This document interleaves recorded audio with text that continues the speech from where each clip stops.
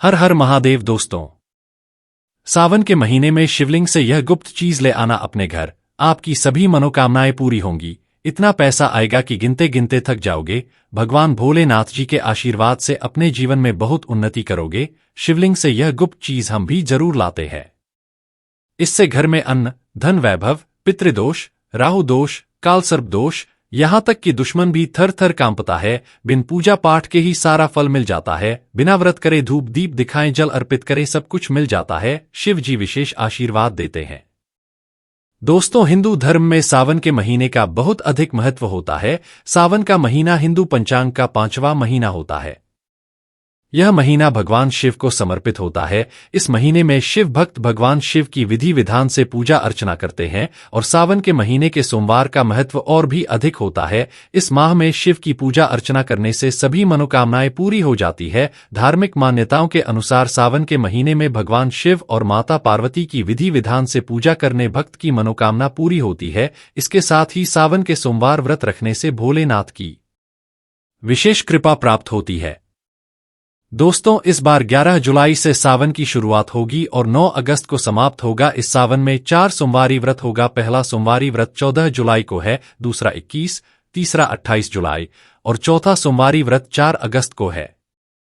कहा जाता है, इस सावन के महीने में किसी भी व्यक्ति ने भगवान भोलेनाथ की थोड़ी सी भी पूजा साधना क्रिया कर ली तो उस व्यक्ति के जीवन की सभी मनोकामनाएं पूर्ण हो जाती है। उस व्यक्ति के जीवन के हर कष्ट खत्म हो जाते हैं और उस व्यक्ति के जीवन में धन आना शुरू हो जाता है। भक्तों, वीडियो आगे शुरू करें उससे पहले भगवान भोलेनाथ के सच्चे भक्त हमारे इस वीडियो को लाइक अवश्य कर दें और कमेंट बॉक्स में हर हर महादेव सच्ची श्रद्धा से लिख दें, जिससे कि भगवान भोलेनाथ जी का आशीर्वाद आपको सीधे प्राप्त हो सके। दोस्तों, आज की इस वीडियो में हम आपको बताएंगे कि सावन के दिनों में आपको भगवान भोलेनाथ के मंदिर जाकर के क्या क्या भगवान भोलेनाथ को अर्पित करना और वहां से वापस क्या लेकर के आना है, ताकि आपके घर की गरीबी, दरिद्रता, परेशानी, कष्ट, दिक्कतें हमेशा के लिए खत्म हो जाए। दूसरी तरफ आपके घर पर सुख, समृद्धि, यश, वैभव, ऐश्वर्य की आपको प्राप्ति हो। ध्यान रखिएगा दोस्तों, सावन का माह का इंतजार हर व्यक्ति इसीलिए करता है ताकि उसको भगवान भोलेनाथ का आशीर्वाद मिल सके। कहा गया है कि देवों के देव भगवान भोलेनाथ अगर किसी भी व्यक्ति को आशीर्वाद दे तो उस व्यक्ति का साक्षात काल भी आकर कुछ नहीं बिगाड़ पाता है, क्योंकि काल का भी काल है महाकाल।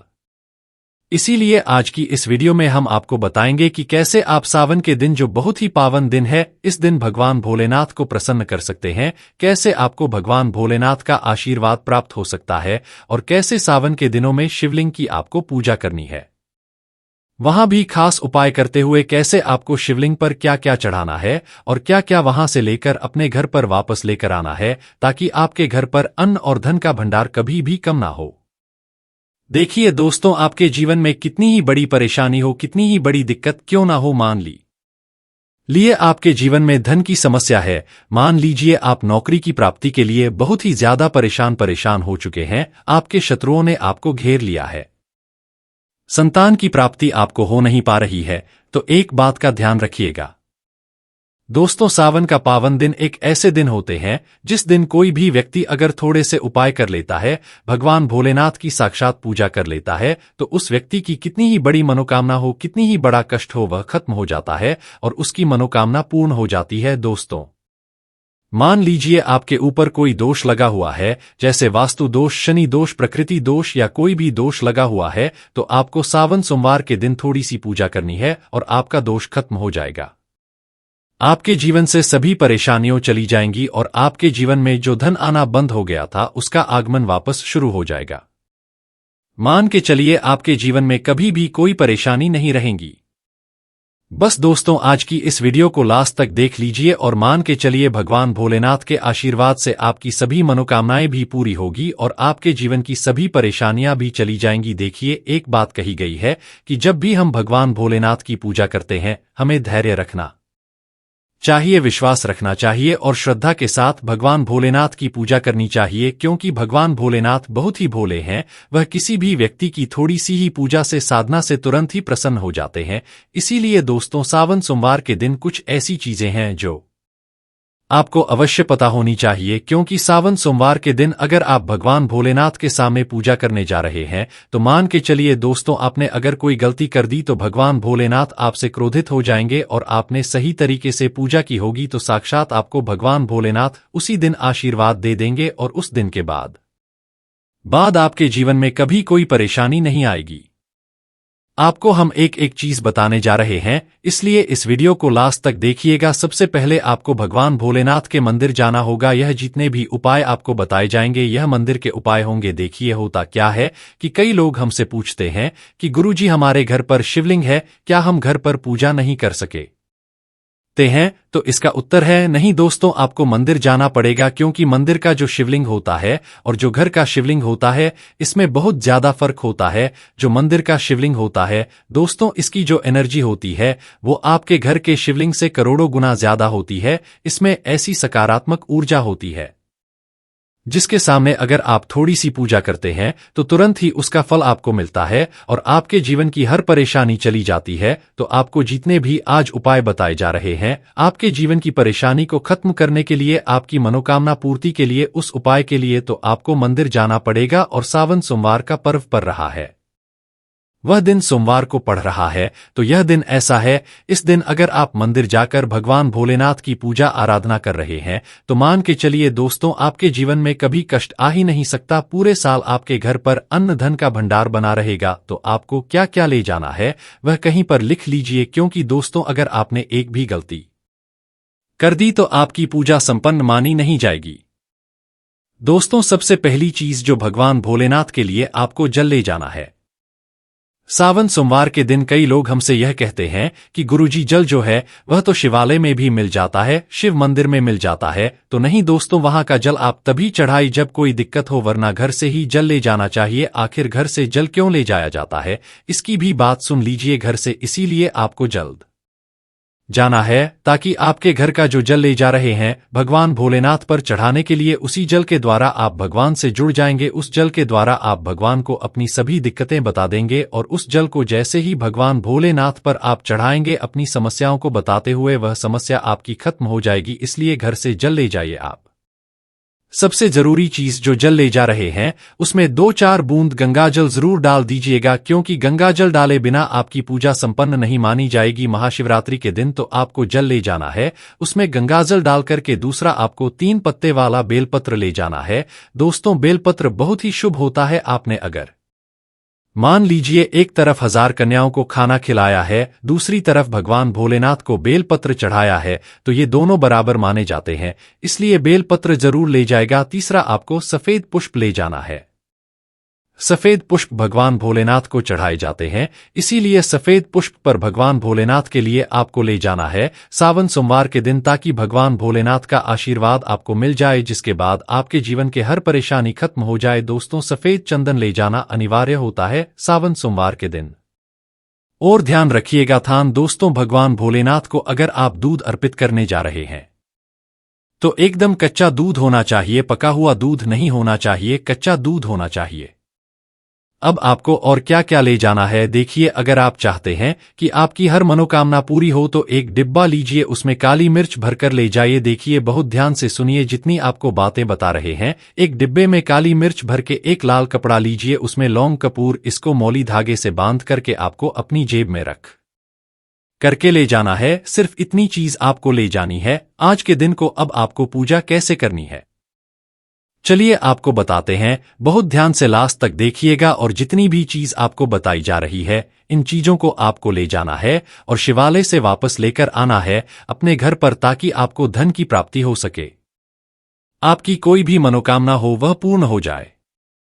भक्तों आप पहले जाएंगे मंदिर, सबसे पहले आपको इस बात का ध्यान रखना है मंदिर जाने से पहले ही काले या नीले कपड़े धारण करके मंदिर न जाएं, वरना भगवान भोलेनाथ का आपको क्रोधित रूप देखना पड़ सकता है।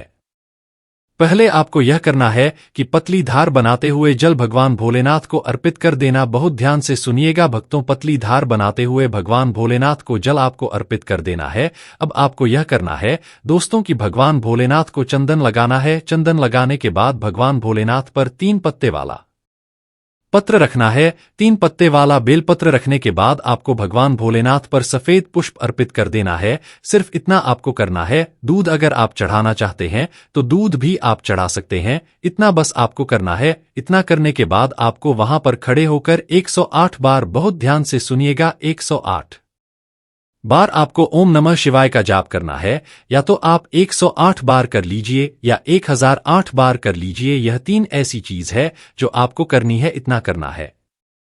अब आपको क्या करना है, एक डिब्बा जो काली मिर्च का आप ले गए हैं, उस काली मिर्च के डिब्बे को आपको शिवालय के जो गिरता हुआ शिवधारा है, जो शिवलिंग से वहां पर पानी गिर रहा है, उसी से भरी के पानी से आपको छू आना है और अपनी जेब में वापस रख लेना है। यह जो लाल पोटली आप ले गए हैं, बंद करके लोग इसको भी आना है, वापस रख लेना है। अब आपको क्या करना है, जिस लोटे में पानी ले गए थे या जिस लोटे में भी आप दूध ले गए थे, उसमें आपको क्या करना है, आपको जो भगवान भोलेनाथ का पानी वहां पर गिर रहा है, भक्तों ध्यान रखिएगा, शिवलिंग की जो पानी नीचे गिर रहा है, उसी पानी का थोड़ा सा पानी अपने लोटे में ले लेना है। ध्यान रखिएगा, जो आपने लोटे में पानी भरकर ले गए हैं, वह पानी वापस बचाना नहीं है, वह तो पूरा आपको भगवान भोलेनाथ को अर्पित कर देना। जो शिवलिंग से पानी गिर रहा है, उस पानी को आपको अपने लोटे में वापस ले लेना है।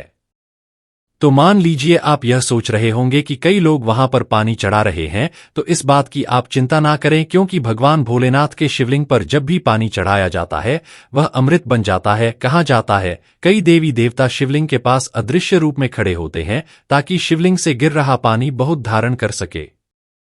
इतना पवित्र होता है शिवलिंग से गिरता हुआ पानी। तो शिवलिंग से गिरता हुआ पानी को आपको अपने लोटे में ले लेना, सिर्फ थोड़ी सी बूढ़े ले लेनी है। अब आपको क्या करना है, आपको घर वापस आना है। जो आपने लोटे में पानी लिया है, भक्तों को घर पर आते ही घर के लोग जो है आपके, उनके ऊपर थोड़ा थोड़ा पानी छिड़क देना है। घर के हर कोने में पानी छिड़क देना है। घर के मुख्य द्वार पर पानी छिड़क दें, सिर्फ इतना आपको करना है। इतना आपने कर दिया, मान लीजिए पूरे साल आपके घर पर नकारात्मक शक्तियां नहीं आ पाएंगी। आपके घर पर कोई काला जादू, काली विद्या करवाने की कोशिश करेगा तो वह आपके घर पर नहीं कर पाएंगे। इससे आपके घर से नकारात्मक शक्तियां चली जाएंगी और सकारात्मक ऊर्जा आ जाएगी। यह जो अब काली मिर्च का भगवान भोलेनाथ जी के शिव लिंग से छुआ कर लाए हैं, इसको पूजा घर में रखें। यह जो काली मिर्च का डब्बा है आपके पास, इसे कभी भी आप किसी शुभ कार्य के लिए निकले, जैसे मान लीजिए आप बिजनेस मीटिंग के लिए जा रहे हैं, नौकरी की प्राप्ति के लिए जा रहे हैं, काली मिर्च घर के मुख्य द्वार से पहले रख के उसको कुचलते हुए निकालिए। मान के चलिए आपके काम में जो भी बाधा आने वाली होंगी, वह बाधाएं भगवान भोलेनाथ के आशीर्वाद से अपने आप हट जाएंगी और आप जिस कार्य के लिए भी जाएंगे, उस कार्य में आपको सफलता मिलेंगे। दोस्तों, भगवान भोलेनाथ का यहां पर आपको साक्षात आशीर्वाद मिलेगा। सावन सोमवार के दिन और आपके जीवन से हर परेशानी चली जाएगी। सावन सोमवार की रात आप अपनी सभी प्रकार के बुरी अनिष्ट शक्तियां से छुटकारा पा सकते हैं।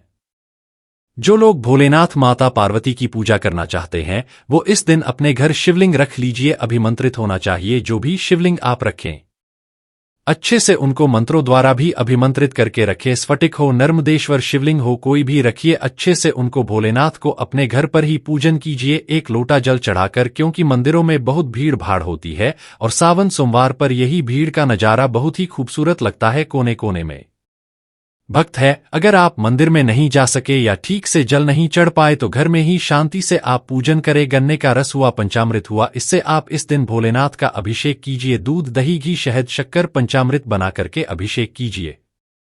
दोस्तों, फिर भोलेनाथ का श्रृंगार कीजिए। चंदन चढ़ाई, अक्षत चढ़ाई, जनेऊ अर्पित कीजिए। थोड़ा सा चंदन का इत्र, क्योंकि चंदन का इत्र विशेष रूप से शिव शंभू को बहुत प्रिय है, तुम्हें आप अर्पित कीजिए। उनके पसंदीदा पुष्प चढ़ाएं। आंकड़े की माला से उनका श्रृंगार कीजिए। दोस्तों, कनेर के सफेद पुष्प चढ़ाएं। कमल हुए, गुलाब हुए, बेल हुए, यह फूल उनको बहुत प्रिय है, यह अर्पित करें। और 5 बेल पत्र अवश्य चढ़ाएं। आप इस दिन चाहे तो या जो आपके पास बेलपत्र है उसी पर आप श्री श्री लिख करके या ओम नमः शिवाय या राम राम लिख करके अर्पित कीजिए। जो चिकना भाग होता है उस पर लिखिए और यह सीधा शिवलिंग पर अर्पित हो। इस प्रकार से आपको बेलपत्र चढ़ाने चाहिए। दोस्तों, आप विशेषकर इस बात का ध्यान रखें कि कटे फटे बेलपत्र न हो। जो व्यक्ति अधूरी चीज भगवान को अर्पित करता है तो उसे भी कटे फटे पत्तों की तरह ही कटा फटा फल ही प्राप्त होता है। इसीलिए कभी भी अपूर्ण सामग्री अर्पित करें। दोस्तों, कहते हैं कि जब भोलेनाथ ने गले में धारण किया था तो आदिशक्ति मां के कहने पर देवताओं ने भगवान शिव के सिर पर भांग, धतूरा, बेलपत्र आदि रखा और निरंतर जल अभिषेक किया था, जिसकी वजह से उनके मस्तिष्क का ताप कम हुआ था और उस समय से ही भोलेनाथ को भांग धतूरा चढ़ाया जाता है। और यह बात भोलेनाथ के भक्तों में बहुत कम लोगों को ही पता है कि इसी कारण शिवलिंग पर भांग धतूरा चढ़ाया जाता है। दोस्तों, अगर आपके घर में शिवलिंग है तो आज के आप चाहे तो शिव जी का त्रिशूल हुआ, डमरू हुआ, यह भी आप उनको अर्पित कर सकते हैं। शिव के डमरू की दमदम की ध्वनि मंगल गुरु से संबंधित होती है, क्योंकि चंद्रमा उनके मस्तक पर विराजमान होकर अपनी क्रांति से अनंत आकाश में जटाधारी महामृत्युंजय को प्रसन्न करता है और बुध आदि ग्रह है इसमें